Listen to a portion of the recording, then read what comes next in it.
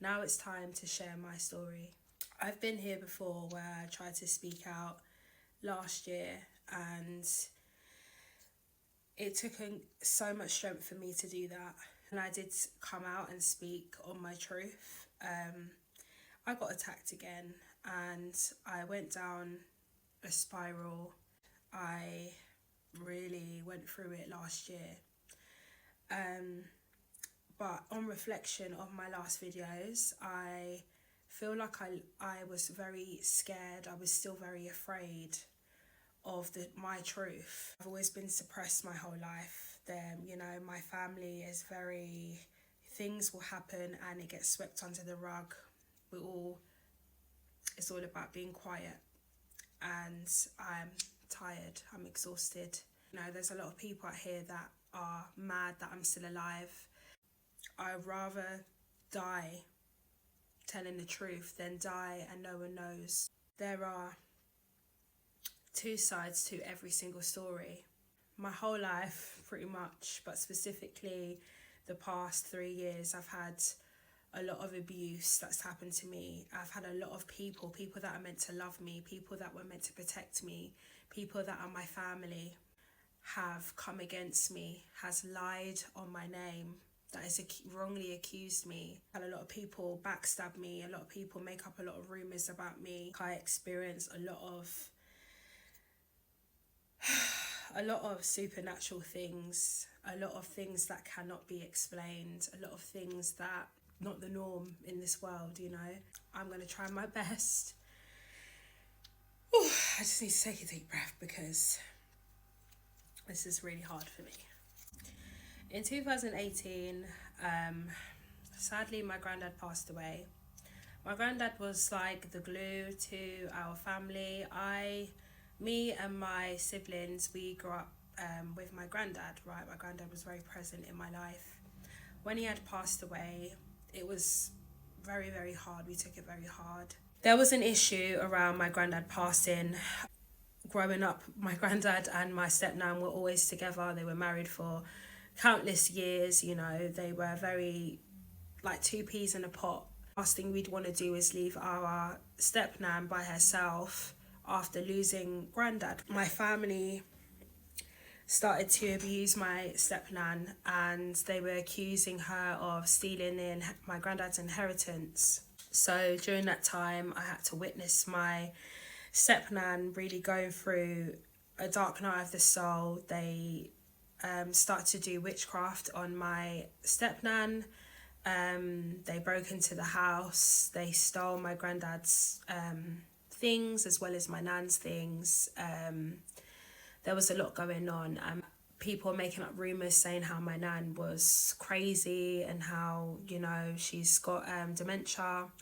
They were all just saying this. And again, as I understand, words are spells. So, the more rumours, the more people say these things, you're literally basically putting spells on that person. If people actually knew how, my nan and my granddad's relationship was, they had their own dynamic set up, and at the end of the day, I was there to witness that what my nan was being accused of stealing my granddad's inheritance was absolutely incorrect.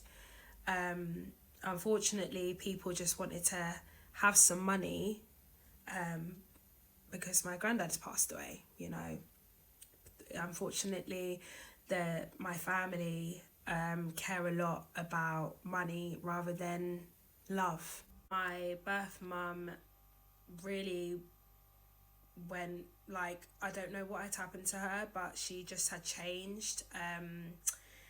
She became very abusive towards my younger sister. I've never really had a relationship with my birth mum. She was always, used to abuse me verbally, would emotionally manipulate me. Just a lot of things throughout my life. I've always been a runaway child from a young age. When my birth mum was starting to abuse my younger sister, there was a family intervention that had taken place. Me, my younger sister, my two older siblings, we had gone to like it was like a hair event that we went to, and we spent like, we used it as like a sister day. I mean, we never really did those things together, so I thought it was nice that we were doing like sister things together. After the hair event, we went to go and get some food to eat. So we had told our sisters what had happened. My older sisters, they were very much agreeing with me, my younger sister. They realised that we needed to come together as a family and try to help our birth mum. You know, families are not easy, but the intention was that we all wanted to find a solution, find a way to help our birth mum, because we knew that she wasn't well. She really went off the rails after my granddad had passed away. Before we even went into the house, my older siblings had basically said we need to pray before we go in the house. My older sibling had said that she was scared to go in the house, which is crazy because this is our home. We grew up in this home. The fact that they can feel that they were afraid was very concerning to me. When we had gone back to my birth mum's house, our older sisters went against me and my younger sister. Things didn't get resolved. My half sister, actually, let me emphasize on the half sister. Our relationship has been a weird dynamic growing up. We never used to get on, let's say that. She gave birth to my lovely nephews, who I adore so dearly to my heart. They are an amazing kids. Since my nephew was born, my first nephew, our family became really we had some really good years. So I begin to rebuild a relationship with my sister. I really liked her. When she became a mum, I started to see how amazing she was as a mum, you know. That's something I can never knock her for. But as years have gone on, she got into another relationship, and I was really happy for her, you know. Because I felt that he was a good person. But as time has gone on, we got very close, and she had basically expressed to me that she was going through a hard time. I was very concerned, because as a sister, you're going to be concerned if your sister's going to confide in you about her personal relationship.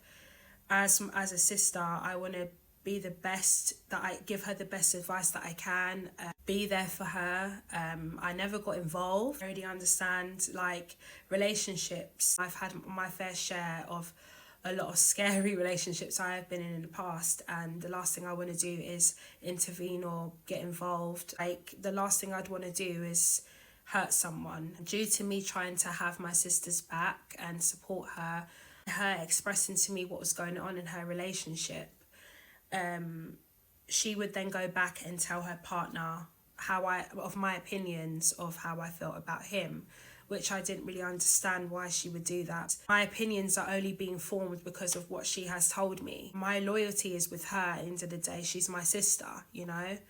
And unfortunately that has caused a massive pain in my life.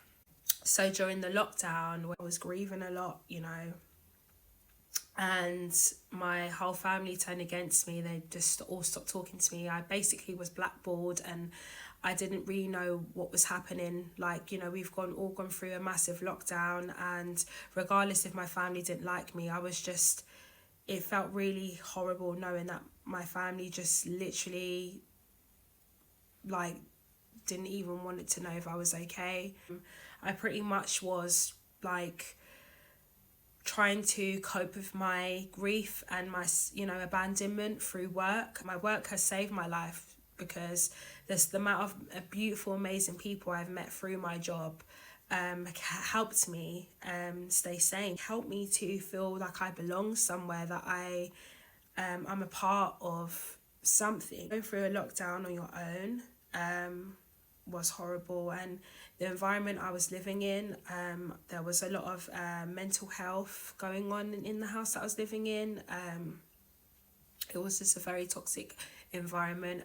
I had connected with a family cousin, I don't know, just someone in that is a relative. She had booked me, right? So I started to do her hair as well as her daughter, and everything was really nice. They were very inviting to me. I mean, I've never really spent one-on-one time with them before, but Obviously growing up, when there was like family reunions, I'd always see them and say hello. But again, because I've always been isolated, and I never really knew all of my family members. Whilst I was with this relative, it's not even like I shouldn't have known, because I didn't know, but I felt that this relative allowed me space to feel safe to express the things that I've gone through with my family. But I've had to hold a lot of things in. Again, you know, I've been brought up in a family where everything's a secret, and where I'm on my own, there's literally no one I can talk to. There's no one I can explain like why these things have happened to me, why that I'm going through a whole pandemic, and my family have acted like I may as well have just been dead, basically. I had spoken to this relative and I expressed to her this situation with my older sister, because I just needed someone to speak to, because I was really suffering. This had a cause of effect with the children, because again, with my my nephews, at the time I didn't even know my sister had fallen pregnant with my niece, so that's another hard pill I had to swallow. The kids were held away from me, which was very hard to handle, because again, I was so close with my nephews. At that point, I had been through the mud. I had been so depressed. I've literally had to escape so much darkness. I was very scared and vulnerable. My blood cousins, who I actually don't have any relationships with, one in particular had a lot to say about me, a lot of negative things, and just was hating me, basically. My older sister had basically approached me and basically was expressing to me that why did I tell the relative about what I was going through. And I literally just explained to her, because, you know, through the lockdown, like, you just stopped talking to me, you kept the kids away from me, you know, everyone just left me. And I just didn't understand why, because no one was telling me what I was doing that was wrong. I felt like it was safe for me to express to her, and I immediately apologised, because the last thing that I wanted to do was upset her. The last thing I wanted to do was defend what I did, because at the end of the day, yes, I spoke about her, which wasn't nice, but I had no malice intention behind it. I just wanted to speak to someone because I was suffering, and I didn't think that this relative will go and, you know, talk about me or whatever, because I can't, who's to know what was said? I wasn't even there to defend myself. I've got my massive family now massively hate me, and they're all going against me, and I immediately took accountability and I apologised, and I said, I'm so sorry, and I meant it. I really did mean it. Things never seemed to really change that much, and I felt like she was resenting me for it, even though she had abused me in a sense and abandoned me. I just always felt that her partner had it out for me. There was just energy that he would make me feel very uncomfortable. Sad, because my opinion was only created through my older sister and what she was going through, how he was dealing with her. 2021, my auntie had passed, and it was a very hard time. I was again still isolated from my family. Took it very, very hard, as I know a lot of people did. She touched a lot of people's hearts. She was very special to me, because there was one time when I was 16, first ever serious relationship. It was very toxic and nearly actually caused me death. It was that bad, and you know, she always had the door open for me, and she actually saved my life. She helped me get through the darkest time of my life. My birth mama kicked me out, and I was living with this monster, and you know, my auntie told me to pack your stuff and come here. And from that day on, I always appreciated her so much, because she doesn't know how much she had helped me through. I'm not expecting my auntie to choose her daughter over me, of course not, but unfortunately, due to a lot of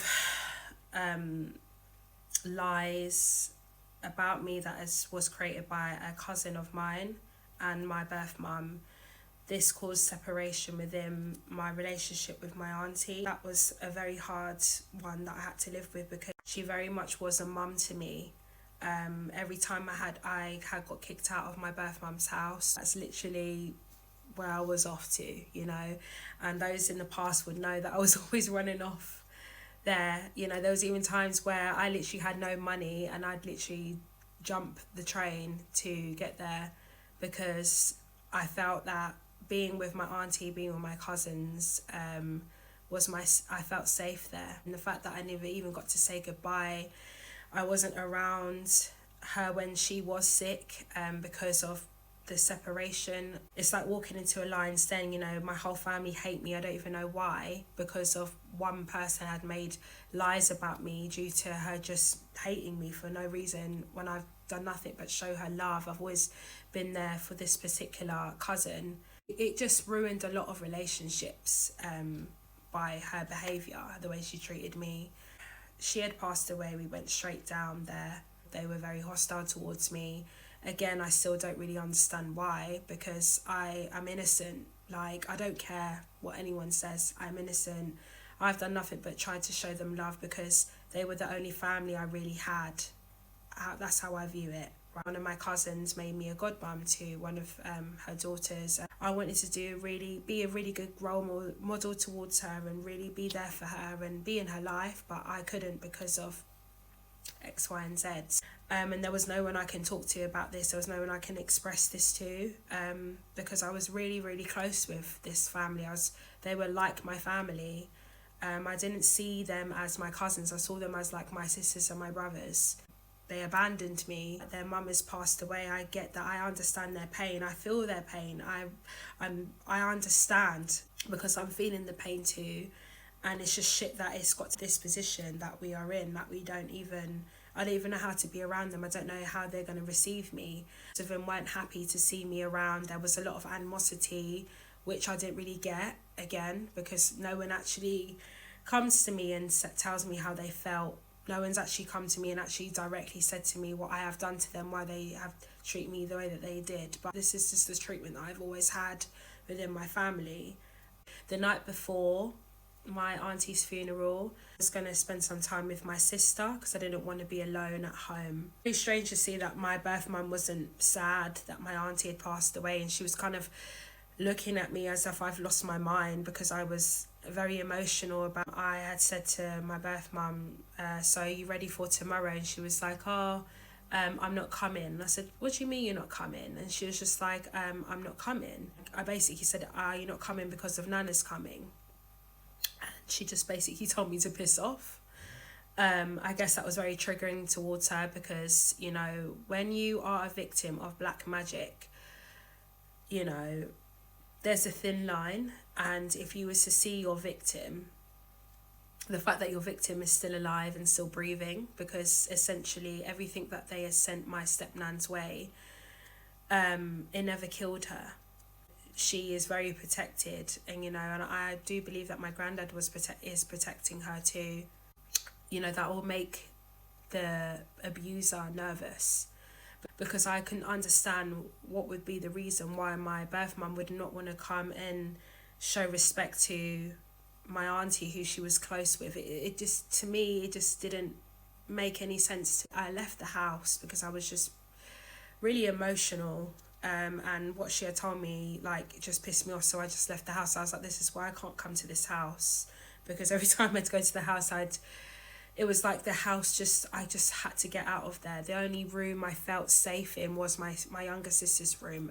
The whole house just felt dark. So there's just a lot of trauma I've been through in that house. As I come back into my birth mum's house, I went upstairs, and my younger sister was hysterically in floods of tears. I was so baffled, and she basically said, you know, my birth mum had physically assaulted my younger sister. Yeah, that was just really hard. I don't even want to get into detail too tough. But I remember still coming down the stairs and going to the front room, and I was like, what have you done? why are you doing this? Is this and again I go to repeat, is this because Nana's come in? Is that why? Why would you put your hands on her? It was just a mess. It was moving forward the day of the funeral. So obviously it takes us, it's a long drive to where my auntie lives from London. So I remember that day my birth mum kept sabotaging us leaving. So we were all ready to leave, and for some reason my birth mum wouldn't come out her room. She was taking her time, wasn't getting ready, was just longing out the time. We was gonna be late to my auntie's funeral, and she knew that would hurt me.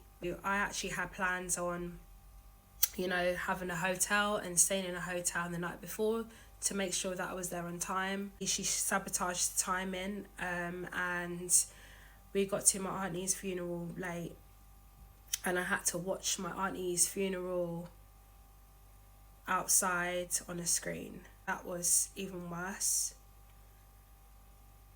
So yeah, that was really hard to experience. At the wake, there was just a lot of animosity, and obviously my nan had come, so I'm making sure that she's okay, making sure she's having some food and looking out for her, and just trying to be open to all of my cousins, as they were all very icy with me. My intention was to be there for them, to show them love.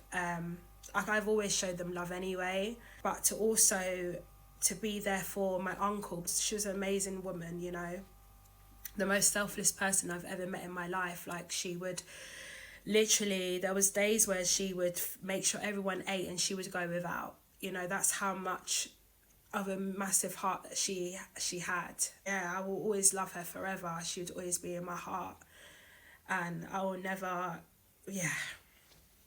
So ooh.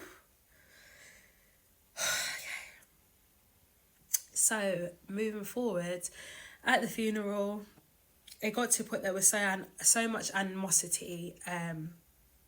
My older sister, my half sister, decided to get all of the cousins in the front room, and to discuss what was going on. And I just basically had expressed what had happened years ago, like why everyone just turned their back on me, everyone just hated me, and I didn't understand why, because of a cousin had made lies up about me. And to say it got resolved, I don't really know. It was just very it was just an awkward situation, because I didn't have intentions of coming in there to have an argument or anything. I just wanted to show them love, whether it's up to them if they wanted to receive it or not. I didn't want to leave and not try with them. You know, I do believe in second chances, you know, and as much as they had hurt me, at the time I didn't have any family, you know. I had my sister, yes, but I didn't have anyone, and the pain that I was going through, I just wanted to be with them, you know. I wanted to see how they were feeling, maybe talk to them about it, and just try, you know. I just wanted to try. A year later, there was they had held a year anniversary for my auntie, and when I had turned up, it was very awkward, because I felt a lot of animosity from another set of family members. Shock, no surprise, but I just learnt how to just ignore it. I got to a point where I just had to I've always kind of ignored it, and I've always minded my business, but I just didn't want to give them any like energy. It was just really weird. They just, especially with these particular family members, there's only one that I actually really got along with, but other than that, I never really grew up with them. Where I've been brought up, people around me have always had negative things to say about them, but I don't know them personally to have these opinions. They just not liked me, but I've not had anything with them for them to not like me. It's just a strange situation. One oldest cousin, this woman, she had been talking a lot of smack about me, let's say smack, yeah, because there's a lot of stuff that she's talking about, and this had to do with my older sister's situation, and she was just cussing me and saying who do I think I am, and all this weird things. Little does she know that one of my cousins, she had put me in a call. They were having a conversation and I was on mute, and I heard every single thing. This woman is like in her 40s, and you would think that I had killed someone in her family. You would think that I'm her nemesis. And these times I literally have no relationship with her. It's always been surface based, and it was only surface based since my granddad had passed away, because granddad's grave got neglected. You know, this older cousin of mine, just weird, so strange, just really don't like me. She's like, oh, why is she chatting people, like just saying, you know, weird, oh, why is she this, why is she that, who does she think she is? I heard everything loud and clear, and I was very shocked because it was just so strange that this older woman had so much vim for me. And last time I saw her, she was giving me dirty looks, but again, I didn't really understand why she was, because like, you're a grown ass woman. I'm like I'm a child to you. Moving forward, there was a family trip that had come up during the summer of 2022. Cousins had invited me and said, you know, we're going down to Great Yarmouth. It's a family reunion type of situation. Everyone from the family is going. I was very apprehensive because obviously I was aware that, you know, this cousin, the oldest cousin, was going to be there, and her family, and I'm now aware that they hate me. They literally hate me. I knew that my birth mum was going to go, and obviously I don't have, like, I know that she wants me out. She's been wanting me out of here for years. She'd prefer if I was dead. And I really don't say that lightly. I felt that it was like a dream come true for me, because I wanted to, you know, spend some time with family. You know, I'm a very family orientated person. I love family. Like, you know, I would do anything, even for every single person in my family that has abused me. I would do anything for him, you know. I would take the abuse, because I'm just such a lover. Like, I bring love to a situation. You know, I don't do well with chaos and all of that. Not to say that I haven't gossiped in my life, because I absolutely have. I am a human being, but I have good intentions, and I love love, and I love family, and because I've always been an outsider, and I've never really felt like I belonged anywhere. I've always kind of felt that my family wasn't really my family, because I'm just so different. I saw this as an opportunity to be with my family, to make amazing memories, because I thought this would never come around again. You know, I saw it as a blessing, but I was also very a bit scared of what could happen, because I'm walking into this knowing that my there's family members that want my head. So I ended up going, which was a huge mistake, but everything happens for a reason. I was guided there because God needed me to open up my eyes. I didn't realise that I've always been a target, but I didn't know that I was under an initiation. We arrive, everything's great. We had a really good stay. Like, everyone's in high spirits. It was just really good, but I sensed that there was a bit of divide. And because, again, I'm a huge empath, I'm psychic, always been, and I just sensed that there was certain cousins that weren't really warming to the fact that I was here. And it was very, very obvious. I just tried to just let it over my head. I just thought, well, if that's how they want to treat me, that's fine, because I haven't done anything to them for them to treat me that way, but I'm not going to get in their way. I'll just stay where I'm welcome. As the day got to the evening, I was with one of my cousins, and we were with his little ones, and we were walking to the arcade. As we walk into the arcade from our like chalet or caravan that we were staying in, as we're walking down, I just see like a massive group of people walking towards me as we're walking towards the arcade. And as we're walking, getting closer, I see that it's like my family. It's my cousins, it's my birth mum, it's also my niece in the buggy, and my nephew. And I literally, as we're walking, they're all, if looks could kill, I would be dead on the floor. Like, if looks can kill, I would have been dead. So everybody is so icy with me. Everyone looked at me with a death stare. I was really baffled. I was so confused. Like, what the hell? I say, and as I'm walking in, like walking past this massive group of people, I say, hi everybody, how are you? And nothing, just crickets. So I was like, oh, okay. So then I see my nephew, and my nephew's like, Auntie Malika, and I'm like, oh, hi. So I pick him up, and one of this particular cousin, she's just always had it. She's always tried to get underneath my skin, but I laugh at her because it never works. It never works. Like, she's been trying me since I was a kid, and it's just so strange. So she'll do little things like, I've always been drawn to kids, right? So because I love kids, right? I've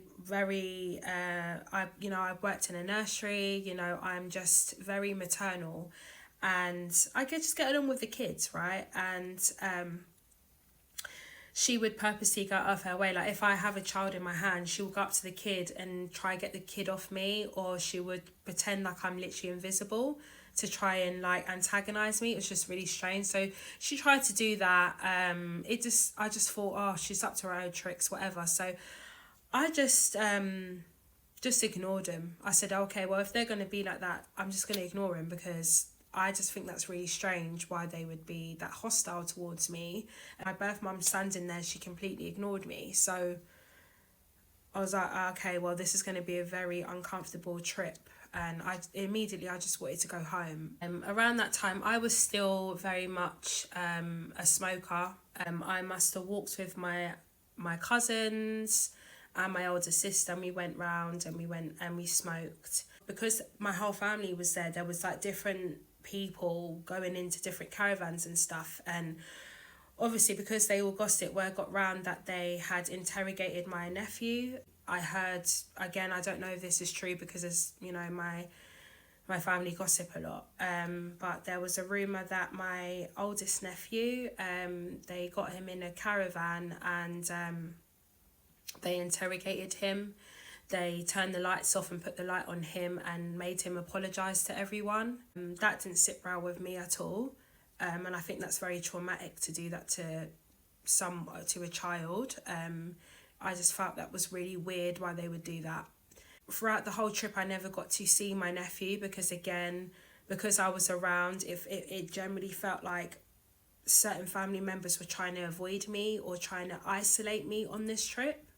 I started to open up to my cousins, and since I've been isolated from the family, I've really had a spiritual awakening, and my gifts starting to heighten due to them abandoning me and the trauma.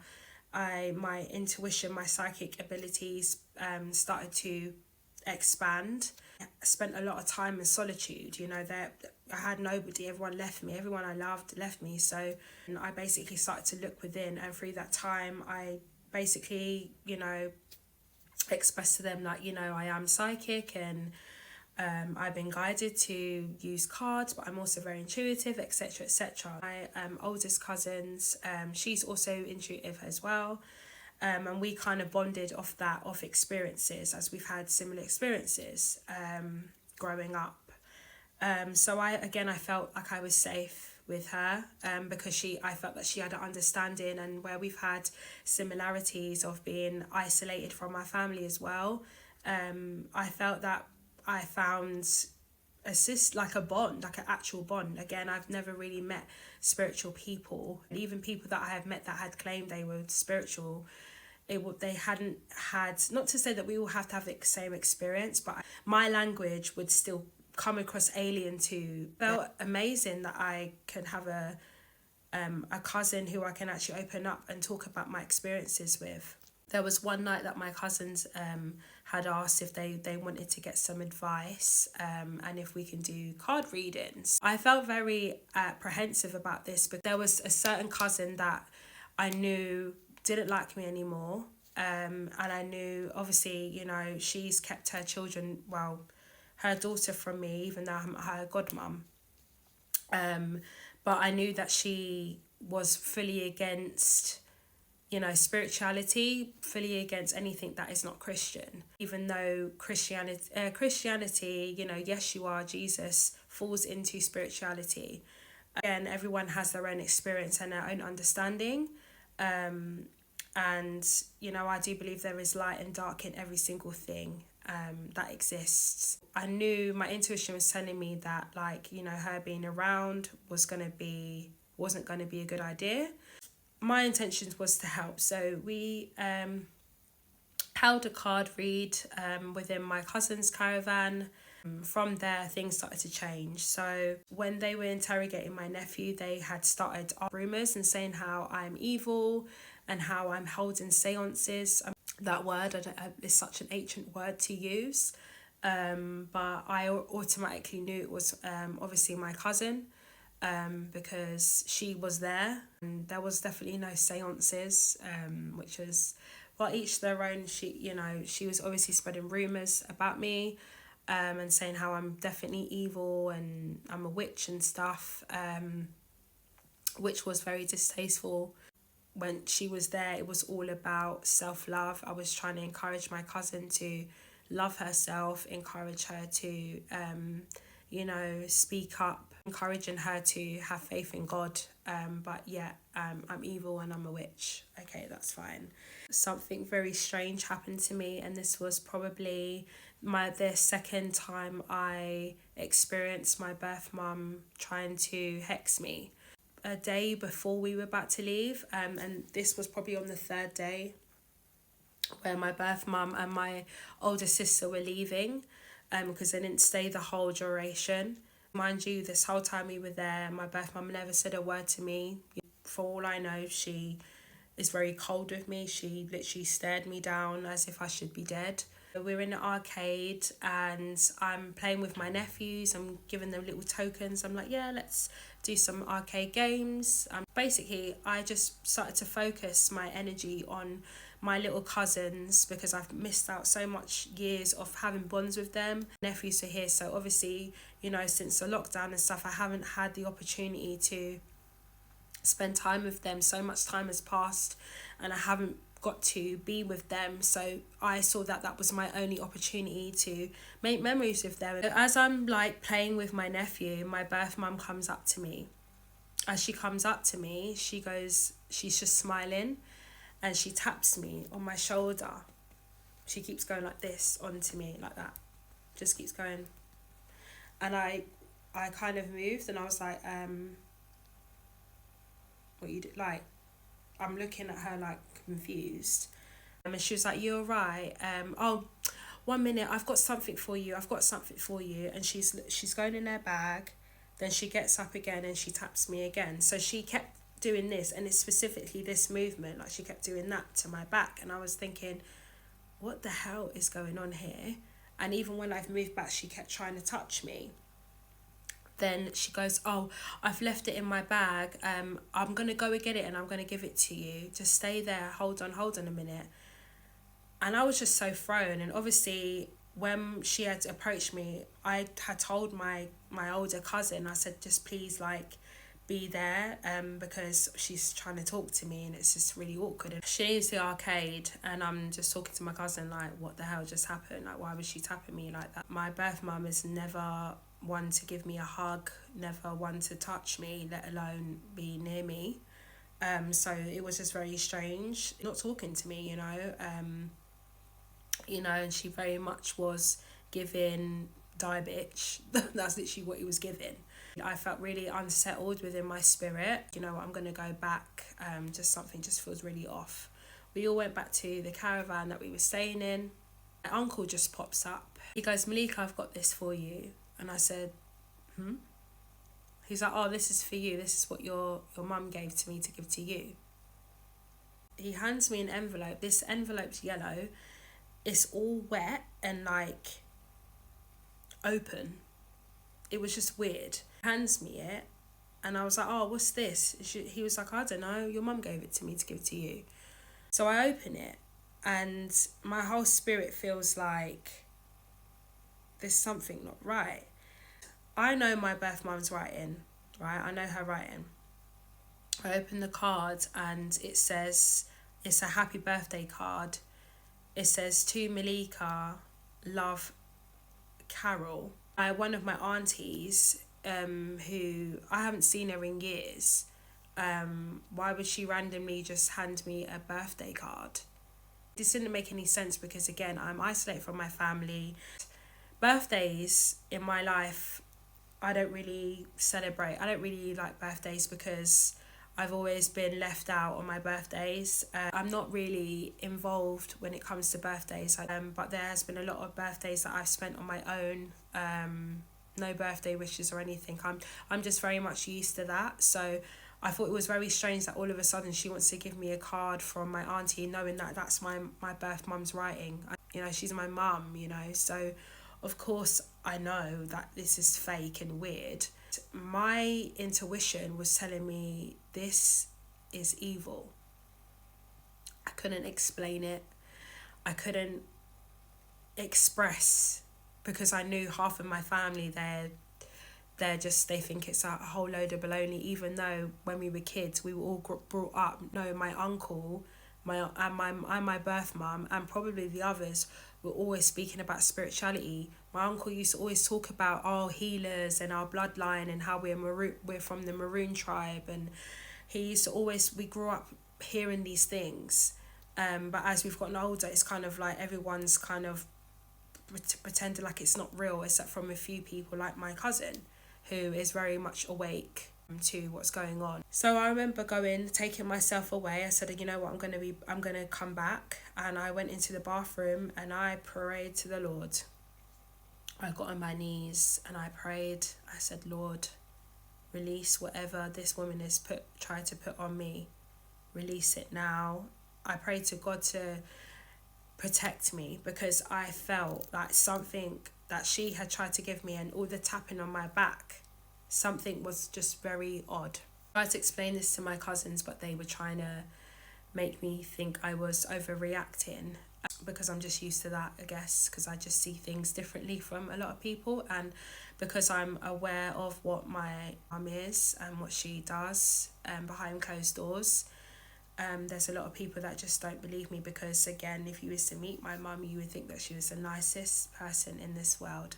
Bought my Palo Santo and I cleansed myself. I said, Lord, please protect me, may my angels protect me, and I just needed to trust that I was fine. That night our caravan experienced some weird activities. So there was things that started to go missing. No one could explain what was going on, like why are things going missing. There was like a lot of knocks on the window, just weird paranormal things that were going on. Explaining to them like I'm telling you, that they have tried to put stuff on us and no one's believing me. I didn't want to scare anyone, but I needed them to be aware, because they're the witness. They are also here to see what is going on. No one believed me. As the days was going on, I started to see that there was a lot of my other cousins were repelling from me. Around me, it was like my uncle and my other cousins were just really uncomfortable around me, and I just felt like there was just a lot of like, no one was standing up for me. No one, like, they had, I think it was on the last night, everyone got invited to one of my cousins' caravans except from me. They were basically having a bitch cess and were talking about me and saying how I was evil and all this stuff. I cried the whole way home. I got home. Basically, I had a conversation with my uncle. Again, my uncle, he's my godfather, and he's the only uncle that has been in my life. I just asked him, like, why is it that this is all happening? You guys know me the most. You're my uncle, you know me. Like, no one had my back. Why is it that everyone is gossiping about me? Why is it that everyone is abandoning me? And basically went on and tried to explain to me that, because I have a power, and he didn't want to have a conversation with me. I was trying to understand, and this uncle of mine, I have always had time for him. I've always really tried to be in his life, and we'd always have like some really cool conversations. It was my uncle, my only uncle, and like when he has gone through dark times in his life, I've always been there for him. I'd go up there and check on him and see how he was. Even in that car drive, they all knew. My cousin and my uncle knew that I was crying the whole way, and no one even asked to see if I was okay. She just got bullied, annihilated by my family for no reason. That cousin who I gave a reading to and was helping her, encouraging her to not give up on herself, speaking life into her life, literally, like having empathy for her, having sympathy for her, even though she's been a part of ruining my life. You know, the fact that like that happened, and she didn't exactly stand up for me either. She didn't. I was sitting next to her in the car, and she didn't even ask if I was okay. It was just a lot for one person to handle. And then that's when I really awakened, and I realised, like, my family literally hate me for no reason. Like, I don't think I'll ever know the reason why. Even if I ask, no one will tell me. You know, my uncle he just was very much trying to get out the conversation, let's say that, and that didn't help. So, and, you know, I just guess I just went home, and I just tried to let it go. This is a part of my gifts that happens to me, is that there has been a couple occasions in my life where I will have visions of someone passing away. And this happened with my granddad, this happened with my auntie, this happened with someone I know that passed away. And this has also happened when I was about 12 years old, when I had a vision of someone passing who I actually don't know, and the next day I found out that they passed away.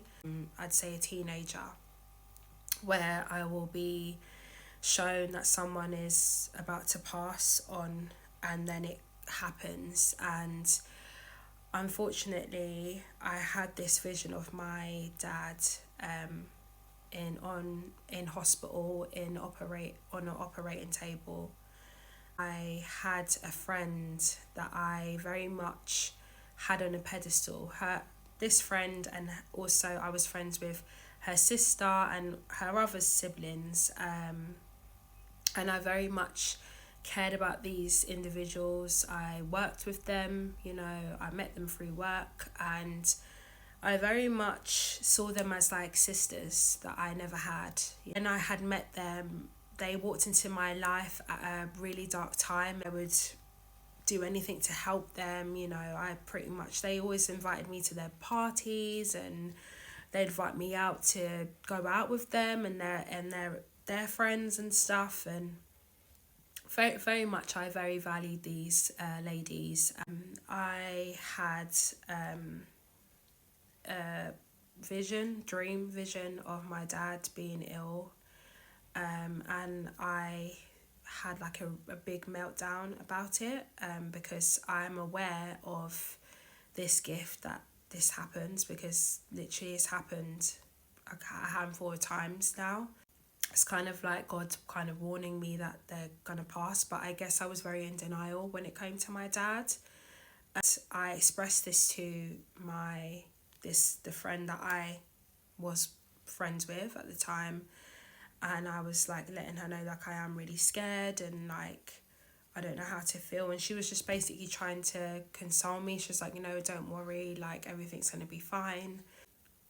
A few days before my dad was in a coma, my dad had told me he was in hospital, and he had asked me to come to see him, and I said yeah, I would. But at the time I came down with COVID. I had COVID, right? So the last thing I want to do is go to a hospital and spread it to my dad or anyone else, because my dad had an operation. I found it hard to digress this information. I didn't know how to feel. I didn't know how to be. I was scared. And yeah, it was just a lot. When I spoke to my dad, he was over the phone, and he was saying, oh, I can't wait to see you. Please get better soon. And, you know, like, come down on the Friday, we can have lunch together. And I was really looking forward to it. But my isolation would have been up from the Thursday, so I was really looking forward to seeing my dad on the Friday. And when I got the call on Thursday that he had gone into cardiac arrest,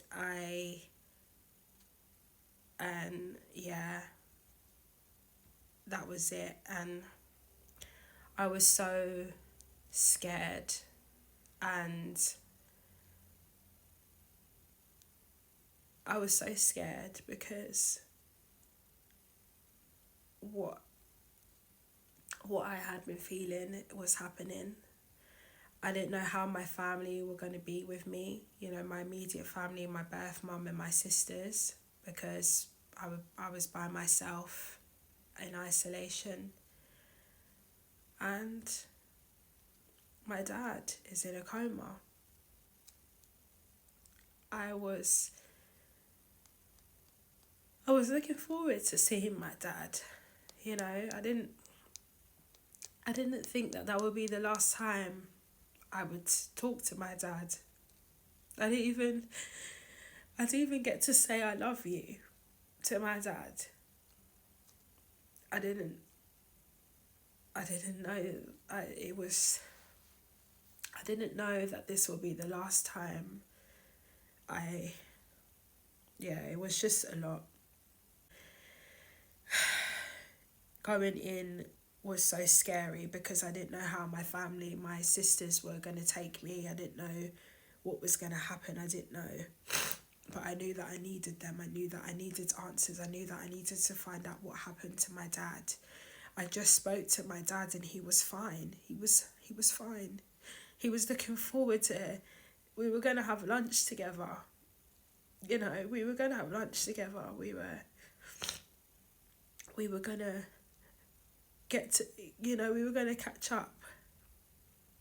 And because one thing I loved about my dad is that, like, as like time got on, we would always like have a meal together, you know, and we would always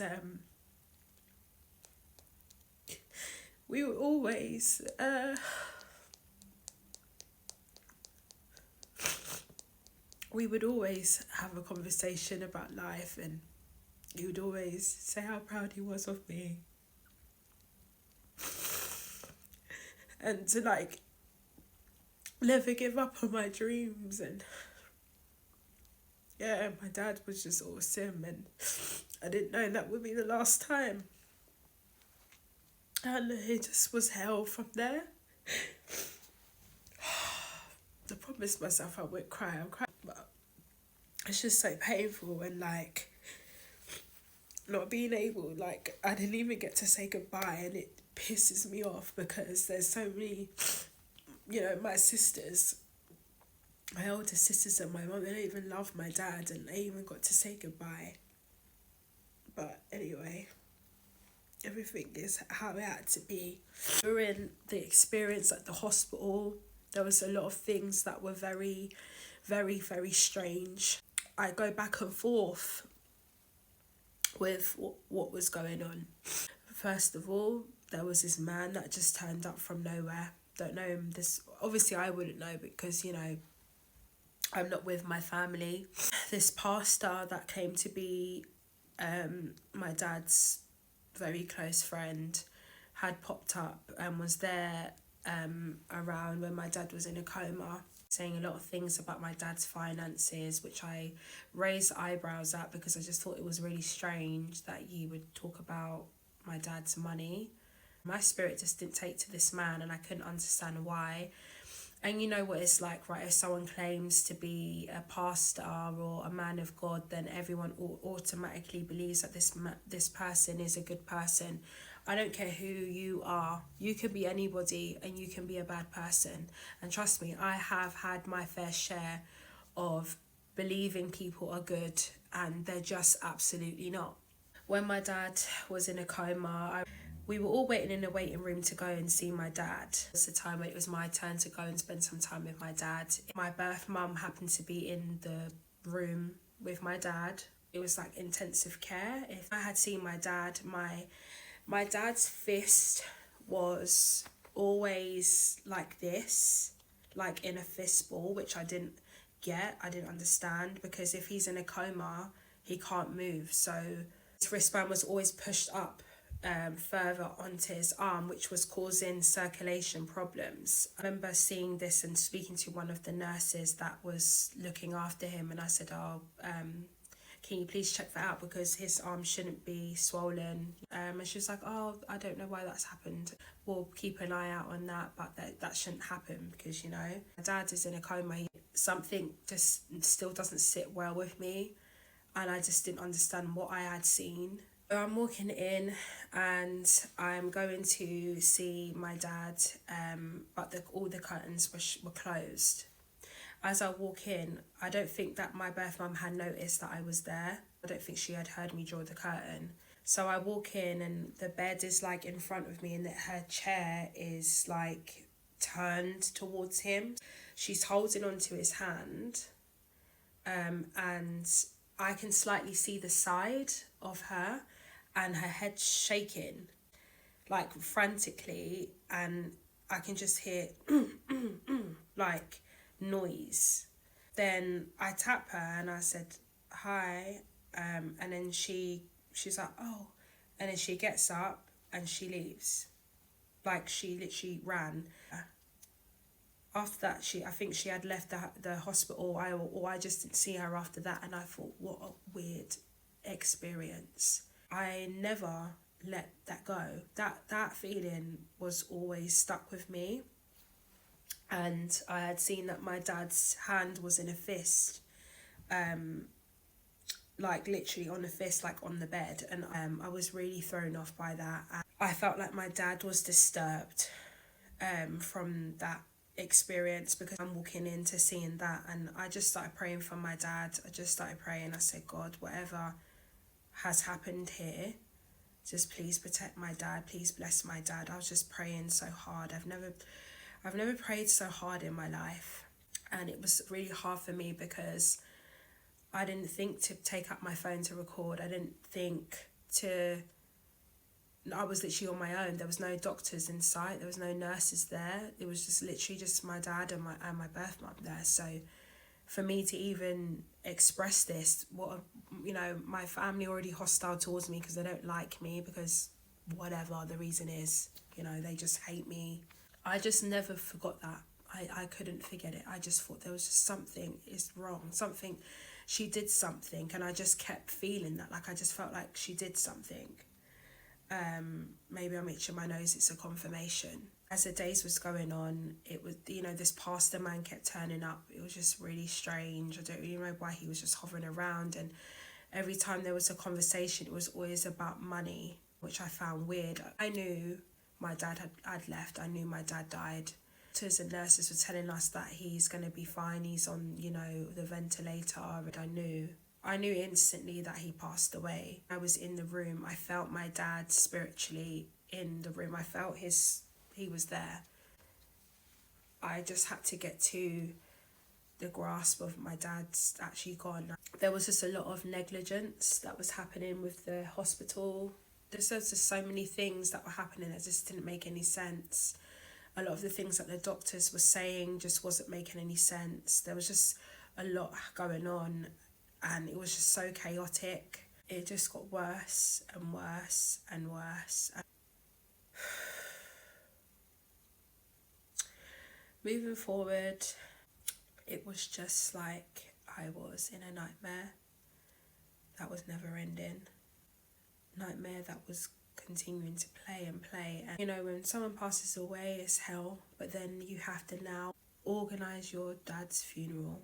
Having to think so in depth of my dad passing was so scary. And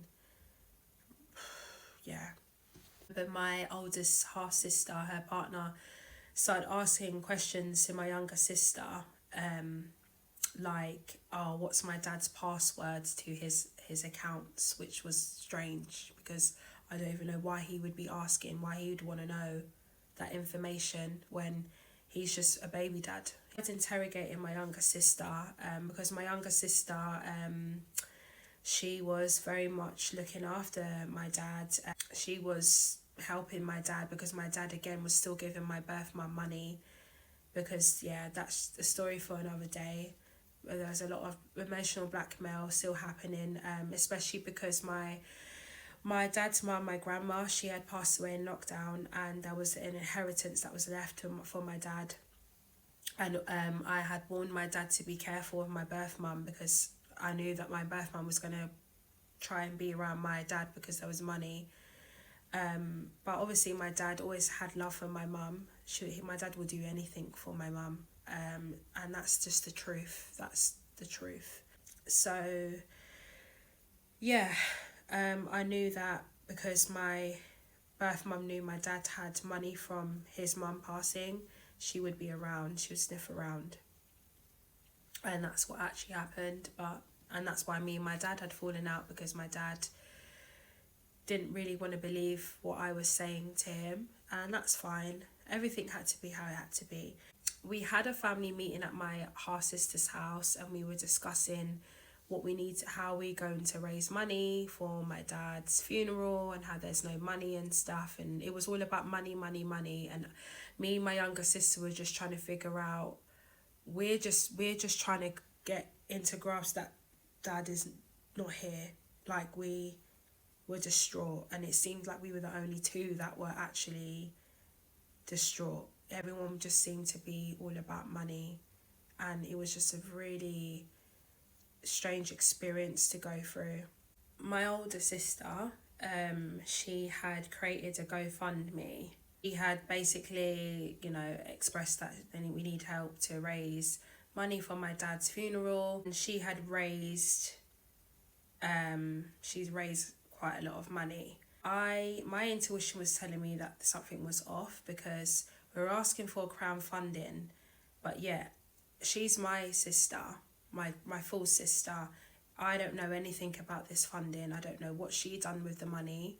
I can't even tell you. And I felt very embarrassed, because I'm sharing it to people who I know, people that were still in my life at the time. They were giving their money, and I can't even tell them what my sister had done with that money. Because if you are doing a crowdfunding, you would want to feed back to the people that have donated to you. And she had raised a lot of money, my sister did. And to this day, I can't tell you what that money was used for. We basically had a 9-night for my dad, which is 9 nights after someone passes away. And when I tell you, it was absolute hell. That was disgusting. And everyone that was there witnessed me and my younger sister being abused. Say 2 days before the 9-night, my half sister, she met up with me, and she had a lot of things in her car, and she had told me, if I come downstairs, can she put something in my freezer, ice cream in my freezer, which I thought was really weird. But at the time, again, I'm vulnerable. I'm trying to take in the fact that my sister actually wants to talk to me. I'm trying to take the fact that my family actually want to talk to me. So I'm trying to go with the flow. I really need them. Dad's just passed away. So I'm taking note of things, because there's still probably going to be so many things that I'm missing out in this video, but I'm trying my best to be as detailed as I can. So she said, can I put some ice cream in my freezer? So I put it in my freezer, but something was telling me something was weird. And because I have experienced some weird stuff with my, the one day that I let my birth mum in my house, and she literally tried to hex me. And there's this pattern of giving things to me, and something's not right. So I did put it in my freezer, but I felt like God kept on telling me, get that out of your house immediately. So I trusted that. I went back downstairs, and I got into my sister's car. We were driving towards the house to set up. And when we're talking, my sister is like holding back tears. And she said to me, if anything happens to me, please look after it. And I said, what would you make you say that? This is serious. You don't just say things like that. I don't know why she would say that to me and not elaborate. It was just a lot, and I just couldn't. There was so much that was going on at that time. I just couldn't get my head around all of the sneaky, weird behaviours that were happening around me, when I'm just trying to figure out how I'm going to live that Dad's died. We get to the house and my birth mum and my sister's there, and they were all trying to be nice to me and my younger sister, like, oh, how are you? Like, it was really weird, like, because I'm dealing with behaviours that were really hot and cold.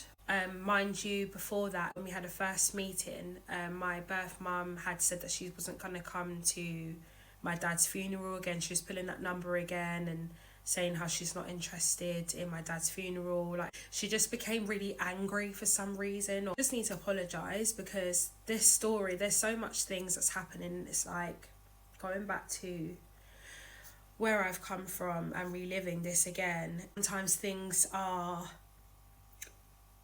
it's like I'm remembering certain things that are coming back, and I just don't want it to come across as muddled, but I'm really trying my best here. So I remember when my dad passed away, and the first person my birth mama called was an auntie of mine, who, anyone that knows this woman knows that she is dark, and she's never liked my dad since the day she met him.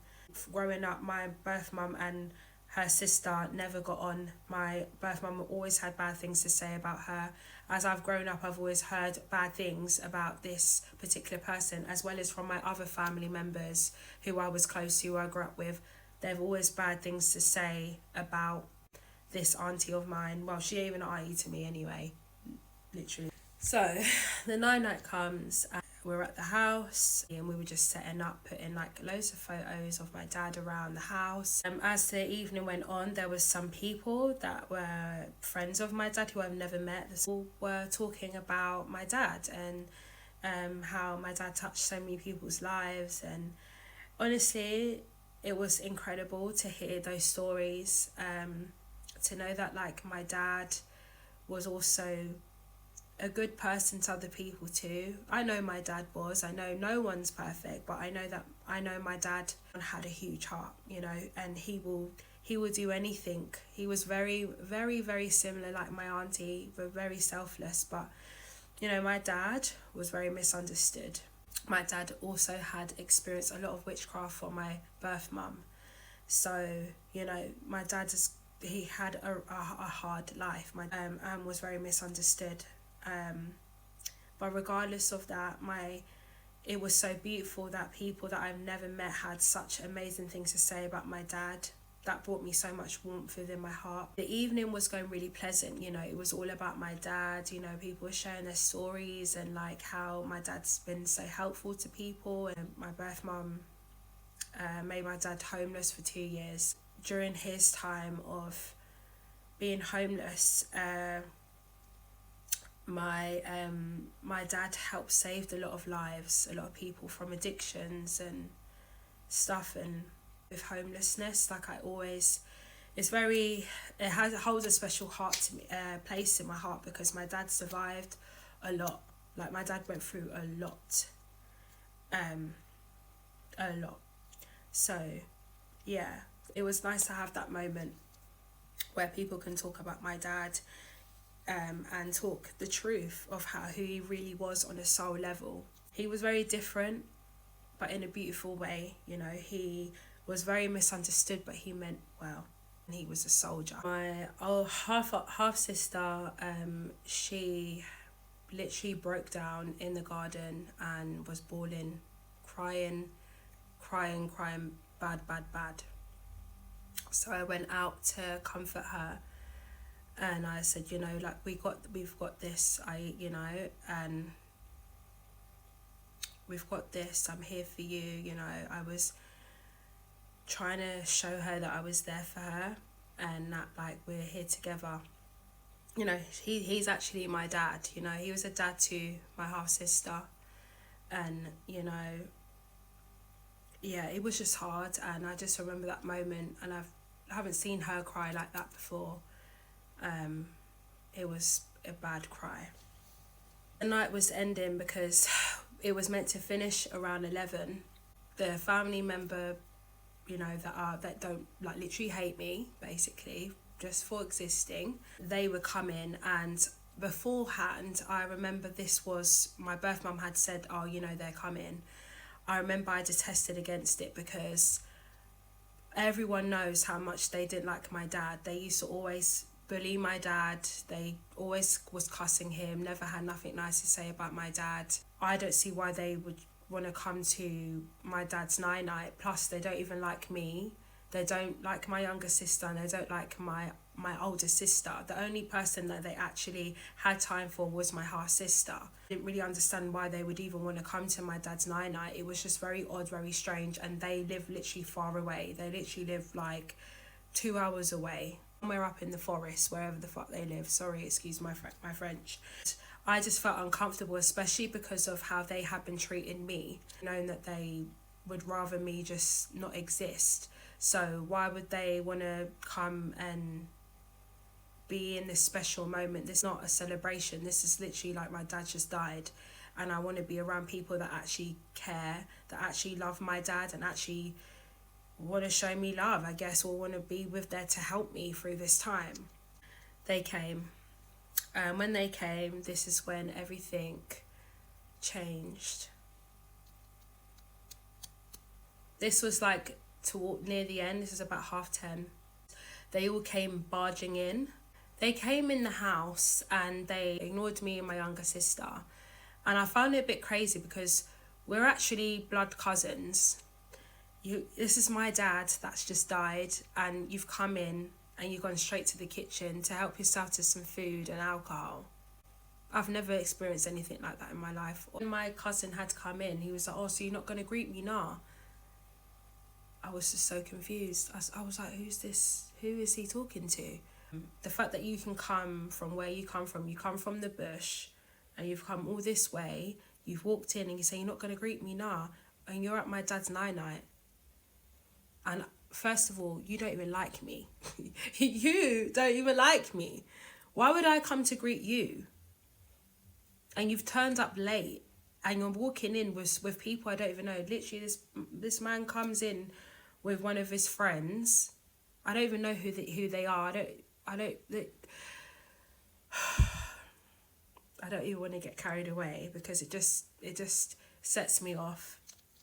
So anyway, I already felt the stink coming in, and I just knew that it was infested with rats. And I just felt like, you know what, I think the best thing for me to do is to leave. The old cousin that doesn't like me, the one that has a problem with me, an invisible problem, she came in with her other weird sister and completely ignored me. Once again, one of them took my nephew out of my hand, does, the same tricks. Old tricks never die harder, whatever that saying is. Completely ignored me and my younger sister. And it really hurt me, because the fact is, you've turned up late, you've come to my dad's night. My dad's died, and I'm your cousin. And you can't even say sorry for your loss, nothing.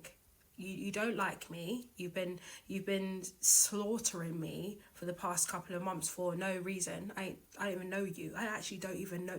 These people don't even know me. How about that, right? They don't like my dad. They've never liked my dad. I think that's common knowledge. Everyone knows that they did not like my dad. And you've come in and the first thing you do is run to the kitchen to go and eat. They were so disrespectful. My auntie comes in, nothing. They're just looking at me, standing in the corner in the kitchen, intimidating everyone. All the other guests that were there for my dad, they all kind of felt so uncomfortable that they went into the other rooms. Some people left because of how the darkness that walks with these people is disgusting. Like, literally, my face expressions just is telling you that's the energy that they walk with. I decided to tell my older sisters, like they even cared anyway, but I literally said to them, I'm pissed off, I just wanted this to be about dad. They've come in and they're creating problems, they've ignored me, and they've walked right past me and Rihanna, my sister, and they can't even say sorry for your loss. They can't even ask if we're okay, and we're literally sitting there bawling our eyes out, literally. And Nothing. They just, all they care about is their big fat bellies. Sorry, but that's literally what it is. My auntie's man brings in this pot of curry goat, and I said the last thing I ever want to do is eat from a witch. Yeah. So everyone's running to go and eat this curry goat. I said, well, good luck to your belly, because it's none of my business.